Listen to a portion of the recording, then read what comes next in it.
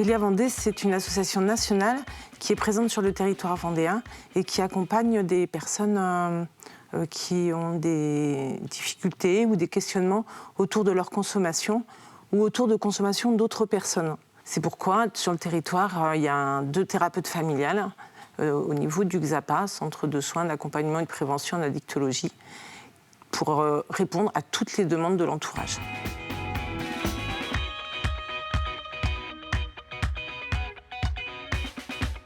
On propose directement à l'entourage parce que les conduites addictives, enfin la personne qui a des consommations qui lui posent problème, petit à petit, ça envahit toute sa sphère, toutes les sphères de sa vie.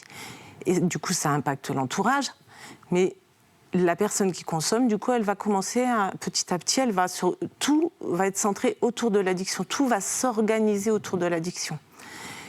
Et du coup, l'entourage va s'organiser autour de l'addiction aussi, c'est-à-dire qu'il va s'organiser sur ce qui vient de poser problème ou difficulté à la personne qui consomme. Les thérapeutes, ils sont là pour prendre en charge l'entourage et la personne dans cette globalité, parce qu'on va aller regarder ce qui se passe dans leur contexte, ce qui se passe dans leur interaction, pour essayer de faire qu'il y ait un peu moins de souffrance.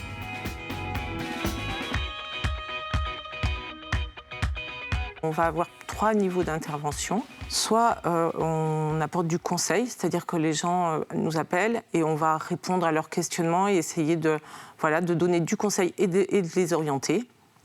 Après, on a aussi un autre niveau, c'est la guidance parentale, c'est-à-dire qu'on va accompagner les parents avec des enfants mineurs. Alors, soit c'est l'enfant mineur qui consomme, soit c'est les parents qui consomment. Mais en tout cas, on va venir accompagner la façon d'être parent dans cette situation-là. Et puis après, le gros du travail, c'est de proposer des thérapies conjugales et familiales. Et là, c'est un temps vraiment pour chaque famille, pour chaque couple, pour regarder comment ils font ensemble et comment ils peuvent faire différemment. Une autre action qui est menée, ce sont des réunions d'information pour le public. Alors, jusqu'à présent, c'était pour les personnes accompagnées, mais ça va se développer sur le territoire sur 2026 pour toute personne. On fait de la réunion d'information auprès de l'entourage avec 2 niveaux. Qu'est-ce qu'une addiction? Et puis, quelle est la place de l'entourage? Comment on peut agir?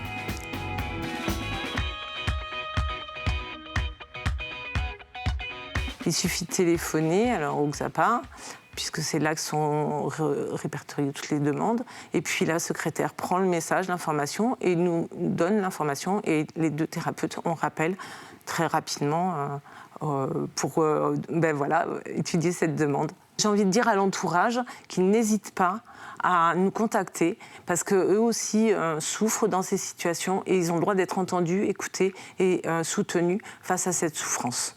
Et que c'est ensemble que ça va permettre d'aller peut-être un peu plus vite, ou en tout cas de faire que les choses soient au moins douloureuses pour quelques-uns.